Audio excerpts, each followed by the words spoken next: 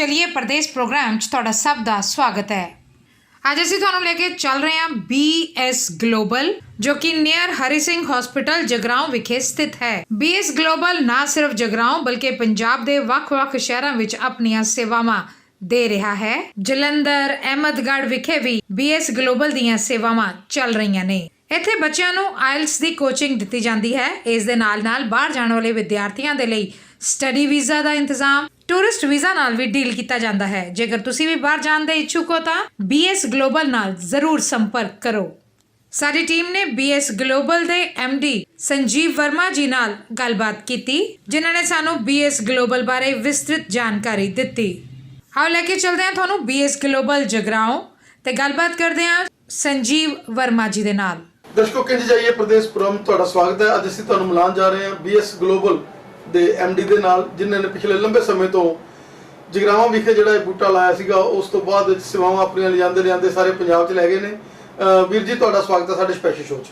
ਧੰਨਵਾਦ ਜੀ। ਵੀਰ ਜੀ, ਜਿਸ ਤਰੀਕੇ ਦੇ ਨਾਲ ਅੱਜ ਕਰੋਨਾ ਤੋਂ ਬਾਅਦ ਦੇ ਵਿੱਚ ਲੋਕ ਆਫਲਾਈਨ ਹੋਏ ਨੇ, ਇੱਕ ਨਵੀਂ એનર્ਜੀ ਆਈ ਹੈਗੀ ਆ ਔਰ ਇਸ ਫੀਲਡ ਦੇ ਵਿੱਚ ਇਮੀਗ੍ਰੇਸ਼ਨ ਦਾ ਫੀਲਡ ਜਿਹਨੇ ਬੜੀ ਔਖੀ ਜਿਹੜੀ ਸਮੇਂ 2 ਸਾਲ ਦੇ ਕੱਟੇ ਹੈਗੇ ਆ, ਉਸ ਤੋਂ ਬਾਅਦ ਵਿੱਚ ਜਿਸ ਤਰੀਕੇ ਦੇ ਨਾਲ ਹੁਣ ਲੋਕਾਂ ਦੇ ਫੇਸਿਸ ਦੇ ਉੱਪਰ, ਕੈਂਡੀਡੇਟਸ ਦੇ ਉੱਪਰ ਵੀ ਜਿਨ੍ਹਾਂ ਨੇ ਜਾਣਾ ਬਾਹਰ ਔਰ ਜਿਹੜੇ ਵੀਜ਼ਾ ਕੰਸਲਟੈਂਟਸ ਨੇ ਉਹਨਾਂ ਦੇ ਵੀ ਇੱਕ ਨਈ એનર્ਜੀ ਆਈ ਹੈਗੀ ਆ ਔਰ ਇਹ ਮਾਰਕੀਟ ਜਿਹੜੀ ਹੈਗੀ ਆ ਉਹ 'ਚ ਇੱਕ ਨਵਾਂ ਬੂਮ ਔਰ ਖੁਸ਼ੀ ਦੀ ਲਹਿਰ ਉੱਠੀ ਹੈ।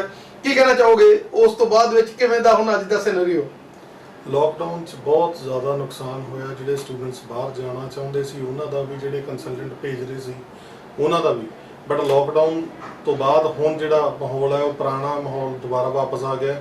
ਲੋਕਾਂ ਦੇ ਵੀਜ਼ਾਸ ਆ ਰਹੇ ਨੇ, ਖੁਸ਼ੀ ਦੀ ਲਹਿਰ ਆ ਲੋਕਾਂ 'ਚ।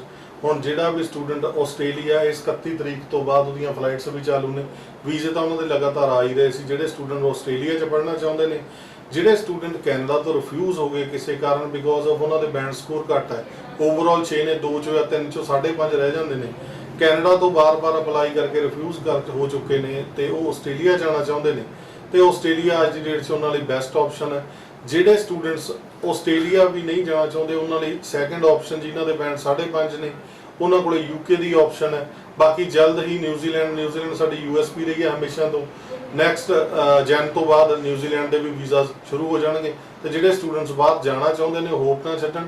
ਹੁਣ ਕੰਮ ਪ੍ਰੋਪਰ ਪਹਿਲਾਂ ਵਾਂਗੂ ਹੋਣਾ ਸ਼ੁਰੂ ਹੋ ਗਿਆ ਤੇ ਜਿਹੜਾ ਵੀ ਸਟੂਡੈਂਟ ਬਾਹਰ ਅਪਲਾਈ ਕਰਨਾ ਚਾਹੁੰਦਾ BS ਗਲੋਬਲ ਦੀ ਕਿਸੇ ਵੀ ਬ੍ਰਾਂਚ 'ਚ ਜਾ ਕੇ ਰਾਬਤਾ ਕਾਇਮ ਕਰ ਸਕਦਾ।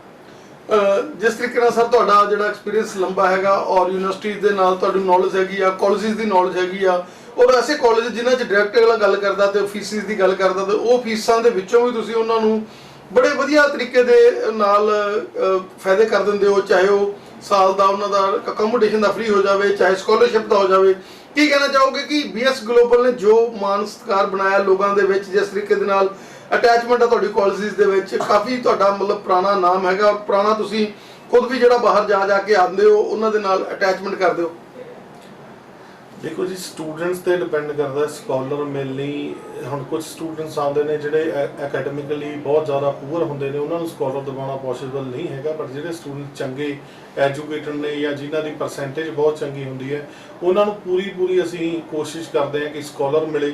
ਜਿੰਨੀ ਵੱਧ ਤੋਂ ਵੱਧ ਸਕਾਲਰ ਮਿਲ ਸਕਦੀ ਹੈ ਉਹਨਾਂ ਬੱਚਾ ਈਜ਼ੀਲੀ ਆਪਣੀ ਫੀਸ ਪੇ ਕਰ ਸਕਦਾ। ਤੇ ਬਹੁਤ ਸਾਰੀਆਂ ਐਡਸ ਵੀ ਚੱਲ ਰਹੀਆਂ ਜਿਹੜੀਆਂ 2.5 ਲੱਖ ਦੇ ਵਿੱਚ ਕੈਨੇਡਾ ਭੇਜ ਰਹੇ ਨੇ, 3 ਲੱਖ ਦੇ ਵਿੱਚ। ਉਹਦੇ 'ਚ ਇਹ ਦੇਖੋ ਕਿ ਕਾਲਜ ਕਿਹੋ ਜਿਹਾ, ਕਾਲਜ ਦੀ ਰੈਪੂਟੇਸ਼ਨ ਕੀ ਹੈ। ਹੁਣ ਤੁਸੀਂ 2.5 ਲੱਖ ਭਰ ਕੇ ਚਲਾ ਜਾਣਾ, ਕਿਤੇ ਇਹ ਤਾਂ ਨਹੀਂ ਵੀ ਉਹ 2.5 ਲੱਖ ਤੁਹਾਡਾ ਵੇਸਟ ਹੀ ਹੋ ਜਾਵੇ। ਚੰਗਾ ਕਾਲਜ ਦੀ ਚੋਣ ਕਰੋ। ਚੰਗੇ ਕਾਲਜ 'ਚ ਸਰਕਾਰੀ ਕਾਲਜ ਬਹੁਤ ਨੇ ਜਿਨ੍ਹਾਂ ਦੇ ਵਿੱਚ ਫੀਸ ਬਹੁਤ ਸਟਰਕਚਰ ਘੱਟ ਆ ਉਹਨਾਂ ਦਾ, ਬਟ ਇਹ ਹੈ ਕਿ 2.5 ਲੱਖ ਰੁਪਈਆ ਸਾਲ ਦੀ ਫੀਸ ਜਿਹੜੀ ਹੈ ਉਹ ਬਹੁਤ ਹੀ ਰੇਅਰ ਆਪਸ਼ਨਸ ਨੇ ਤੇ ਉਹ ਇਹ ਵੀ ਹੋ ਸਕਦਾ ਕਿ ਕੱਲ੍ਹ ਨੂੰ ਤੁਹਾਨੂੰ ਉਹ ਚੋਣ ਕਰਕੇ ਪਛਤਾਵਾ ਹੋਵੇ। ਸੋ ਜੇ ਤੁਸੀਂ ਚੰਗੇ ਕਾਲਜ, ਚੰਗੀ ਐਜੂਕੇਸ਼ਨ ਲੈਣਾ ਚਾਹੁੰਦੇ ਹੋ, ਚੰਗੀ ਕੰਟਰੀਜ਼, ਚੱਜੇ ਢੰਗ ਨਾਲ ਆਪਣੀ ਫਾਈਲ ਤਿਆਰ ਕਰਵਾਉਣਾ ਚਾਹੁੰਦੇ ਹੋ ਤਾਂ BS ਗਲੋਬਲ ਨੂੰ।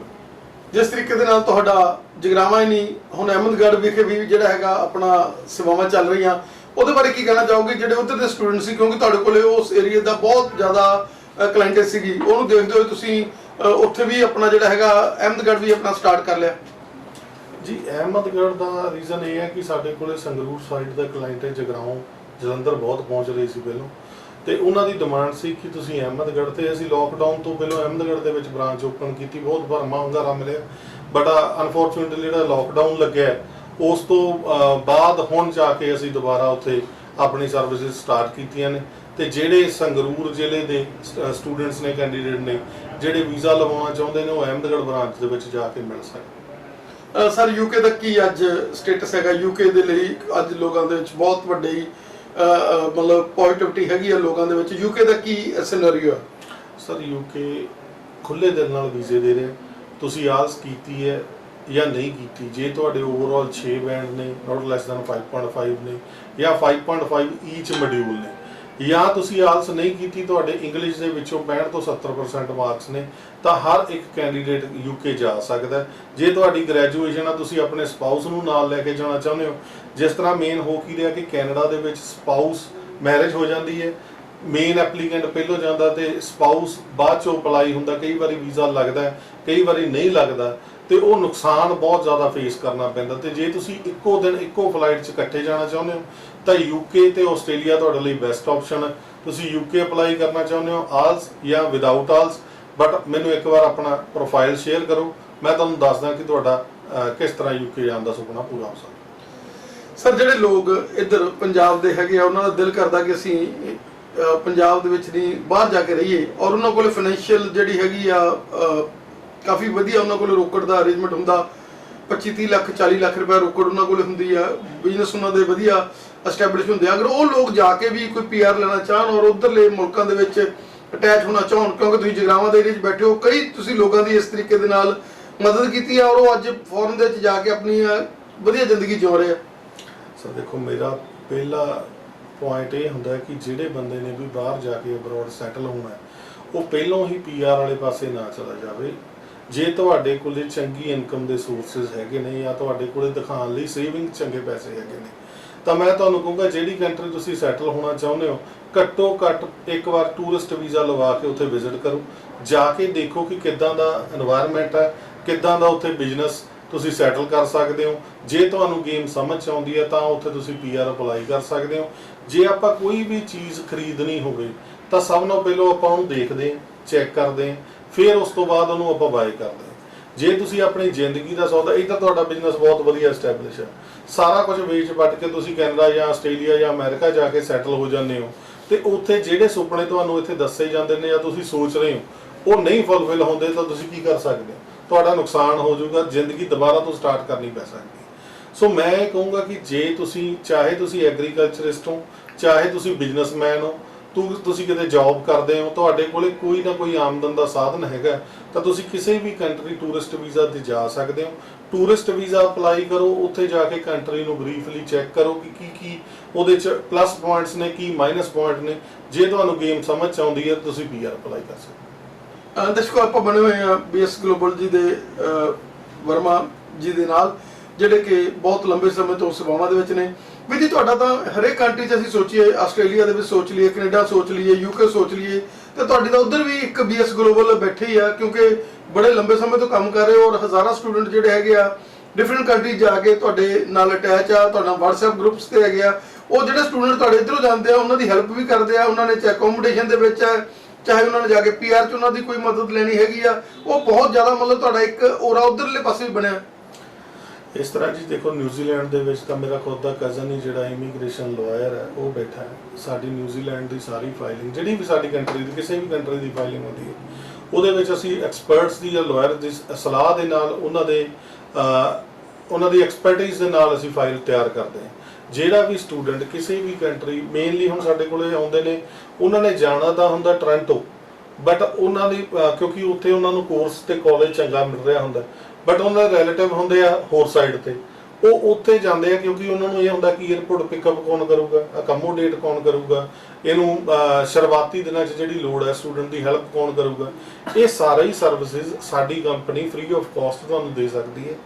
에ਅਰਪੋਰਟ ਪਿਕਅਪ ਸਾਡੀ ਕੰਪਨੀ ਕਰਵਾਏਗੀ, ਅਕਮੋਡੇਸ਼ਨ ਤੁਹਾਡੇ ਜਾਣ ਤੋਂ ਪਹਿਲਾਂ ਫਾਈਂਡ ਕੀਤੀ ਹੋਏਗੀ, ਕਾਲਜ ਦੇ ਵਿੱਚ ਐਡਮਿਸ਼ਨ ਜਿਹੜੀ ਤੁਸੀਂ ਐਨਰੋਲਮੈਂਟ ਪਹਿਲੇ ਦਿਨ ਕਰਾਉਣੀ ਆ ਉਹਦੇ ਲਈ ਵੀ ਸਾਡੀ ਕੰਪਨੀ ਤੁਹਾਡੀ ਹੈਲਪ ਕਰੇਗੀ। ਹੋਰ ਵੀ ਕਿਸੇ ਕਿਸਮ ਦੀ ਹੈਲਪ ਚਾਹੀਦੀ ਹੈ ਤਾਂ ਸਾਡੀ ਕੰਪਨੀ ਦੇ ਥਰੂ ਸੈਂਕੜੇ ਹਜ਼ਾਰਾਂ ਵਿਦਿਆਰਥੀ ਹਰ ਕੰਟਰੀ ਦੇ ਵਿੱਚ ਜਾ ਕੇ ਬੈਠੇ ਨੇ। ਤੇ ਉਹ ਇੱਕ ਦੂਸਰੇ ਦੀ ਮਦਦ ਕਰ ਲੈਂਦੇ ਨੇ।